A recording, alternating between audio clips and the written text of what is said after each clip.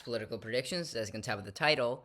This video is going to be about how Donald Trump's approval rating over the course of his second term, over the course of the next 3.5 years, is probably actually going to stay the same. And that might seem counter to what a lot of what you're seeing in the news and everything, that Donald Trump's approval rating is either skyrocketing or completely crashing.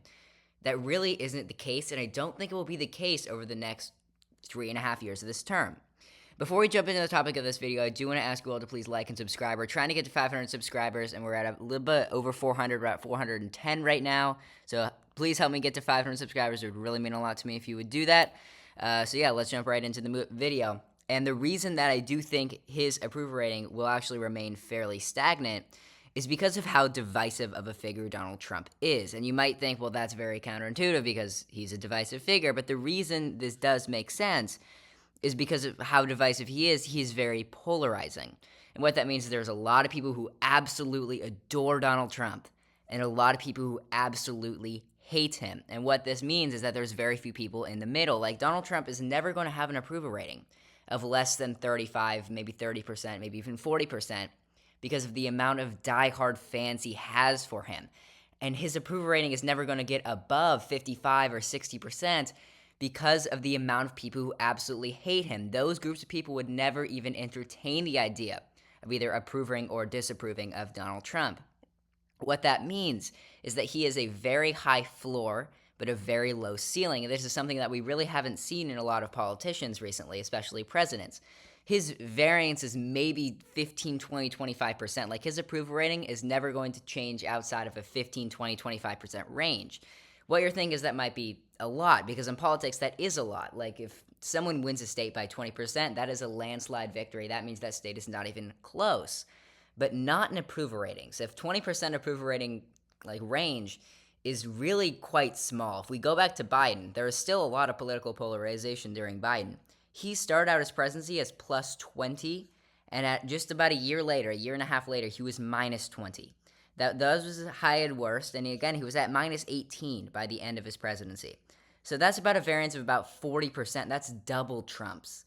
Double Trump's. And Biden, as you know, is a very polarizing figure. And if we go back to Obama, we can see that it is even more. At the start of his presidency, he was plus 44% in approval rating.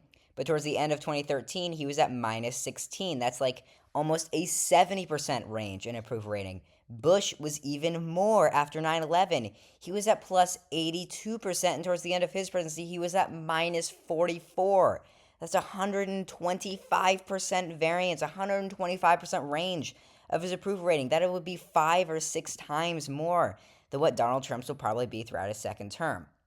The reason for this is because he has become so interlinked within the Republican Party as a whole that most Republicans wouldn't even entertain the idea of supporting him, and most Democrats wouldn't even entertain the idea of supporting him. Most Republicans wouldn't entertain the idea of not supporting him, is what I'm trying to say.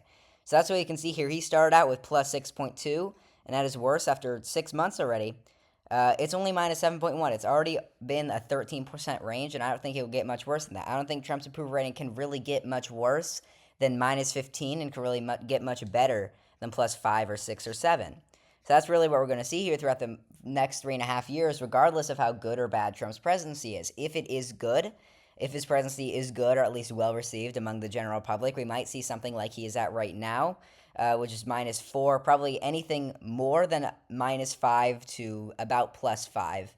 That top range, that means he's generally well received in Trump terms. But if he's less than negative 5, that probably means he's not that popular of a president. So if he's at minus 4 right now, that really isn't too bad for Donald Trump, considering just how divisive of a figure he is. It makes it very difficult for him to be above water in terms of approval rating. Joe Biden, going into this, he was not a very controversial candidate. He was the very safe Democratic candidate at the beginning of the race, or at the beginning of his presidency, which is why he's at plus 20. And then as time went on, a lot of people started to disagree with what he was doing, and his approval rating got worse and worse. And we saw a similar thing with Obama and a similar thing with Bush. And if that were the case, you might want to see more evidence for it, and that was for Trump's first term. And the reason that this does kind of support my argument here is because he started out, usually presidents, when they go into office, have a pretty high approval rating, usually their highest ever, which is why we see Bush at plus 40, Obama at plus 40, Biden at plus 20. That's just what we see at the beginning of administrations.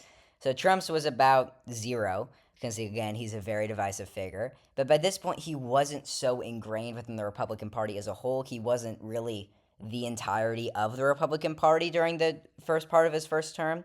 So that's why we saw his approval rating was as bad as minus 20. But then as he became that literal embodiment of what the Republican Party is today, we can see that as we got into 2018 and 2019, his approval rating stabilized. And it stabilized in that range of about 15% and nothing more than minus 15, minus 20 for like 2 or 3 whole years. The only reason we see a slight change here is because 2020, as I'm sure all of you remember, was an absolutely insane year. We had COVID. Usually when there's a disaster like that, the president has a boost in approval rating. I mean, just look at Bush after 9/11. This is 9/11, and that's the huge surge. Obviously, COVID wasn't as big as 9/11 was, but we did see a pretty big boost here for Donald Trump. And then there was the whole George Floyd protest and BLM protest, which led him to be a lot lower. And then also we had January 6th right here at the end. But what you can see here is even after January 6th, which was his worst approval rating since 2017, when he wasn't really the embodiment of the Republican Party, he was only at minus 18.5 at his worst, which is about what Joe Biden was at the end of his presidency, minus 18.1, which just goes to show how many people absolutely love Trump and how many people absolutely hate him, even during the January 6th peak of that thing. He was at minus 18 when Biden was at that for most of his presidency. Even during the George Floyd protests, he was at minus 14 when he was seen as very unpopular. When his handling of COVID was seen as very unpopular, he was only at minus 14, minus 15%, compared to Biden during this time when he was at minus 16, 17%, when things were just pretty average under Biden in terms of popularity, because he was at this popularity for years at this point. He was an extremely unpopular president during the last year or so of his presidency. So that's why I do think we will see a very stagnant thing here for Donald Trump's approval rating.